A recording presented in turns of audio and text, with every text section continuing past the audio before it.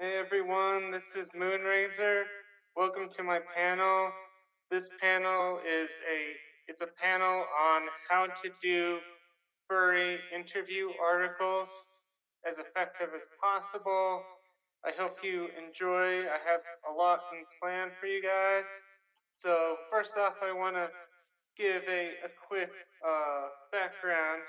I am the marketing manager for the Furry Writers Guild. I usually manage their markets page, and I've been furry fandom for about 10 years. And one thing I definitely love to do are articles of interviews with furries of some sort of renown. And my slogan is I love to ask interesting questions from interesting furs.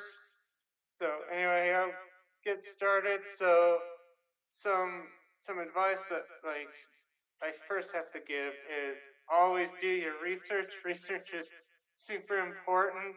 You don't want to go into an interview asking questions without actually knowing the person that you're interviewing. It's pretty self-explanatory, but it allows you to create very interesting questions. Like if you can make them tailored to the furry that you're actually interviewing.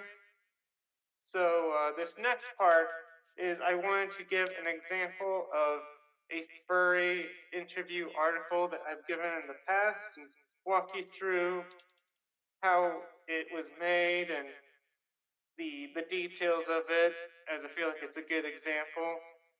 So with that is, I'll give you a show of it.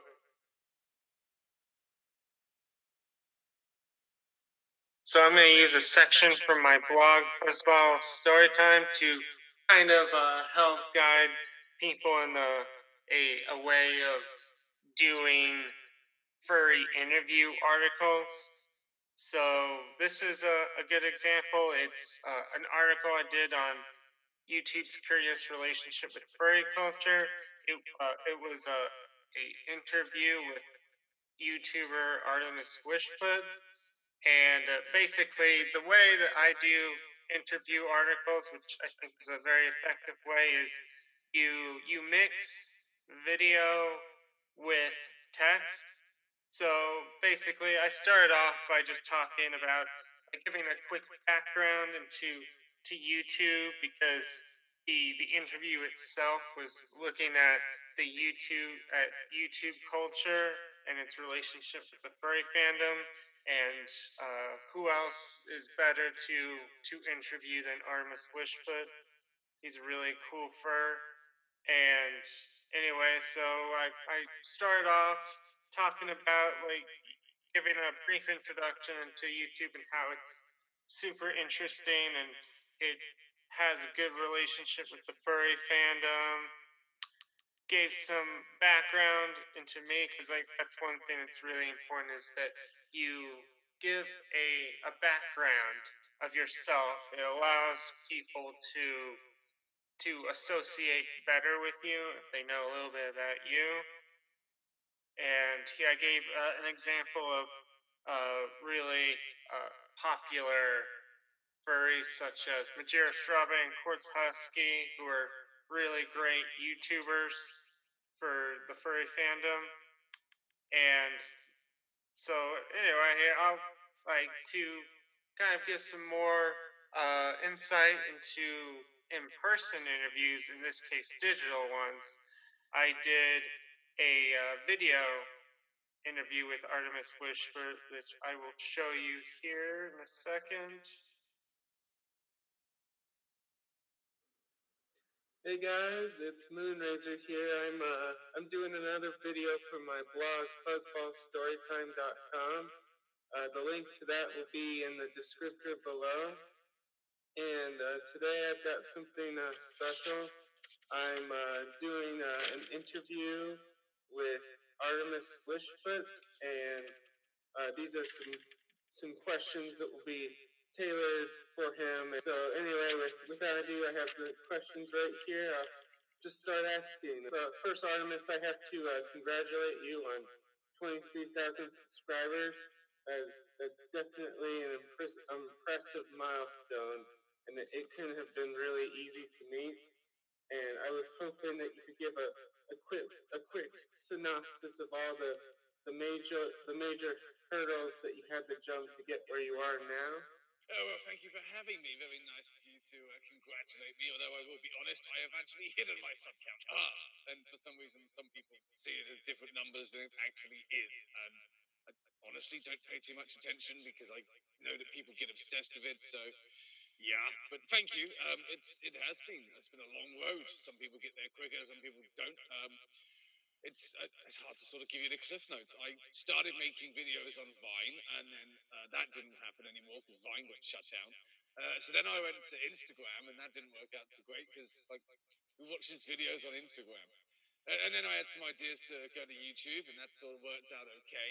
And I just kept going, and that's pretty much it. That's the story.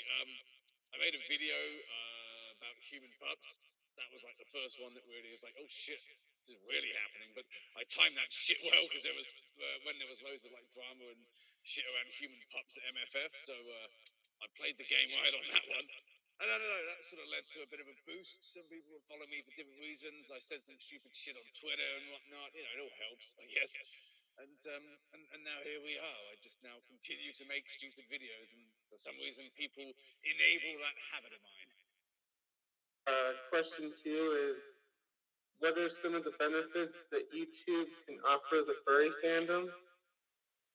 Benefits of YouTube for the furry fandom. Well, it's a more interactive medium, I guess. I mean, streaming is all well and good, but you have a set time for it. It's more interactive and it's less sort of structured. A lot of the times, it's more like we're doing this thing, come and watch. That's great, that's wonderful, but you kind of feel a bit left out if you're not actually able to watch it live and interact and use the chat functions. And YouTube's quite good because you can prepare for it in advance, script it, and it's a creative outlet, which is essentially what the furry fandom is all about. Gives me a chance to perform and try and be funny. Gives everybody a chance to do stuff. If you're a dancer, that stuff mostly happens at conventions. Well, film it, put it on YouTube. You can, get yourself out there a bit. And of course, there are the financial aspects of it. I mean, I never anticipated it, but this became like 50%, maybe more of my income. I have to do my own taxes and shit because of it. So, yeah, there's a lot of benefits to it. Although I don't actually get that from YouTube. That's Patreon because I don't advertise on my videos. Question three. I remember you mentioned that you have a job as a cashier. I was wondering, like, how do you balance your YouTube career with your cashier career? Oh, yes, the real life job, which will remain nameless due to a social media policy and the fact that they found it once and they all kind of are aware of it. One of these days, I'll be able to tell you that story. It's kind of easy to balance. So I have to do 2 videos a week, one for the patrons, one for YouTube. And that's, I got to the point where I started the Patreon because my working pace had increased that I could do that. So it wasn't too much of a problem. Work got busy for a while. I was pulling like 35 hours a week. I was only getting one day off, and I had to say, look, I can't keep doing this. That was a matter of, like, even if I wasn't doing YouTube, one day off a week, I can't do that forever. Like, it's good for a while if I need the cash, but of course, in the end, you're just going to run out of steam. But yeah, I get some decent days off to do it. I fell into a decent pattern, like today, for instance. I woke up, walk the dog, come back, film, and I do all that for lunch, and then I can edit in the afternoon. I'm quicker with editing now. I know my routines, so everything's just sort of speeded up a bit. Balancing it isn't the hardest thing in the world. It's more prioritizing sometimes. Like you have to put one above the other. Spoiler alert, it's never the job, it's always this. But you have to feel like, oh, okay, they want me to do an extra shift. Well, sorry guys, but I need to film, so can't. My next question four, would be furries. They always seem to get most of their hate from online communities, such as the gaming community. I was wondering if this is true, if you've noticed this as well, and if it is, what are some possible explanations for this behavior? Yeah, furries always do kind of get a bit of hate, and we always will. Every fandom gets hate from someone, I imagine. Everyone's always at each other's throats. It's just what people are like. And yeah, I have experienced some of that from the gamers, but that was sort of my own fault. You know, I made that video and I should have, if I was going to do a sarcastic video about furries versus gamers, should have made the sarcasm more obvious. And if I was going to do it factual, I should have done more research. So yeah, that happened. But yeah, at the end of the day, like it's just words on a screen. So can't really honestly say I felt too upset by a lot of it. It's like, oh no, some anonymous stranger is calling me names on the internet. They've never watched my videos and they never will. What have I lost exactly? Apart from time. So yeah, there's always going to be that sort of shit. Explanations for their behavior. God, I don't know, it just get insulting. There's nothing in their life. That's my explanation. They don't have anything to fill the time. At the end of the day, the only reason you attack someone else's happiness and joy is because you don't have any of your own. So there's that side of it. I can't understand people hating specific things like furries or gamers or weebs or anything like that. Like, if you don't like it, that's fine. Everyone's got their preferences, but outright hating it and attacking it, and that's weird. What? Who has the fucking time for that? Jesus, like. I don't like a lot of the more overt sexual aspects of the world. Doesn't mean I'm sat here fucking commenting like you should stop fucking. It's just the way it is. Just let people fucking live their life. Question 5. After watching some of your videos, I can definitely say they are more tailored to a furry audience. And like I was wondering if you've ever considered reaching out to a more broader demographic that maybe fits more non-furries as well as furries. Oh yeah, I've tried to sort of branch out and do other subjects and topics that I think would appeal, but like this whole thing right here means that the normies don't really click on my shit. I would like to. I just don't know. Like it feels like a whole different world. Like to appeal to that, I'd probably have to get rid of the Artemis, and oh god, I can't do that. Um, and there's just so many other people out there doing that sort of thing. Like the content I make is its own sort of niche, I suppose. So it's found its home, but to try and branch out into a broader demographic means other things sort of get lost in the shuffle. I can't do certain stuff. I have to focus on things that I never really wanted to do to begin with. It's weird because I don't feel like it's something that you can do deliberately unless you're doing it for a job. Like if I wanted to appeal to kids, I reckon I could, but I have to put so much work into doing that, and there's not really much payoff. And so it's that sort of thing. Like I make my content the way I want to make it, and what I feel people will like, and the people that will like it will like it. It will find an audience, and it has. It's not the biggest audience in the world, but that's not a problem. It's people that actually enjoy it. And, you know, I get to still feel happy making these videos. As long as I'm happy making shit, I'll keep making shit. And whoever it appeals to is who it appeals to. Question 6 is, what is your favorite thing about being a YouTuber? Favorite thing about being a furry YouTuber? Money. No, I'm joking. Honestly, it's weird. Like, it's just nice to have a creative outlet and a direction because I don't know. I got the suit and everything just because I wanted one. But then there was no real direction of well, what am I going to do with it. This gives me something to do with it. I always like performing. I love that shit. I love creating a character and shit. So there's that. I like doing that. And yeah, sometimes I have a message I want to give out, some advice, something that I've learned that I feel might benefit others. And it's nice to be able to do that. I've had people who have said, like, watching videos has helped them through a hard time or it helped them figure stuff out. That means a lot because holy shit, I actually was able to help some people. That's the good shit. That's the rewarding parts. That's what makes it worthwhile. Question 7, which is, does being a furry make it harder to be successful on YouTube? I don't know. It makes it harder to be successful with certain people, sure. I feel like there is a glass ceiling for the furry fandom. Like we are our own kind of microcosm here. Like we have our own hierarchy. It's like we have our own section of YouTube, and we all stay within it. There's not a lot of people that cross over, and those that do don't really play up the furry angle as much. So I don't feel it's hard to be successful, because you can be successful here, but on mainstream YouTube, I think it's hard to be successful full stop, unless you're a corporate account, got sponsorship, or you're selling your soul and doing shit like Jake and Logan Paul do.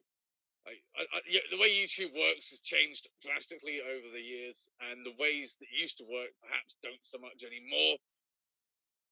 I guess success is all just a matter of perspective. Like, I'm successful because I have done more than I thought I would be able to do. I class that as success. Compare me to fucking Majira, and well, you don't have nearly as much subscribers. True, but it's only because of that perspective that you can balance whether someone's successful or not. So I don't think it's impossible, but I think it would be very difficult for someone who is primarily a furry YouTuber to become one of the biggest on the platform. That would really take some doing. And my last question is, so any plans for the day you hit 100,000 subscribers? God, the day I reach 100K, I'm not convinced it's going to happen. And that's fine. If it happens, it happens. If it doesn't, it doesn't. It's so far away that I just don't even entertain the thought. It would be nice. It would be lovely. But it would be nice because it was a symbol that I continue to develop and progress. Like, the number itself is quite impressive, but apart from like my ego, it's not going to really change much. But the fact that I was still able to keep growing something, that would mean a lot. And as for plans, I really don't know. Like, I used to joke that I wanted to be like the only furry YouTuber to get a silver play button and never show it. But I mean, look at this wall. It would sit up there somewhere, wouldn't it? Obviously. As for like video ideas, I really don't know. I've never been a fan. I've really never liked people who are just like, oh, 10,000 subscriber celebration video. That's great, but it's just you saying thank you so much. How are you going to stretch that out? What exactly is the content? And yes, I know I've done one, but Christ, I don't know. Maybe I would have a special project in mind. I want it to be something that happens naturally, though. I feel like if I was to come up with an idea and people were to like it, then that suddenly becomes, oh, we should all subscribe so we can see this idea. And like, hell, if I wanted to get to 100K, I could buy them. I could save up some money and do, I don't know, a fursuit raffle or some shit, and just say, all you got to do is subscribe to me. Like, there's ways to do it. So it's more of a mark of an achievement rather than something I have to have. It'd be nice to achieve it, but honestly, I just do not know. So I'll end this panel by talking about the conclusion of the interview article. So with my interview articles, I find the most effective thing is to answer a question that may have arisen towards the beginning, which in this article's case was what happens when the furry fandom meets YouTube.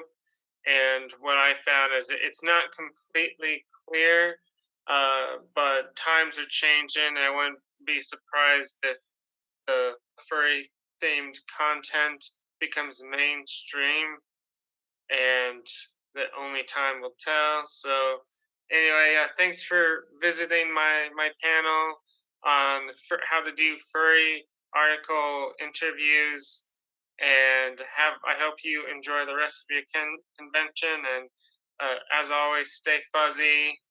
Have a good one. Bye.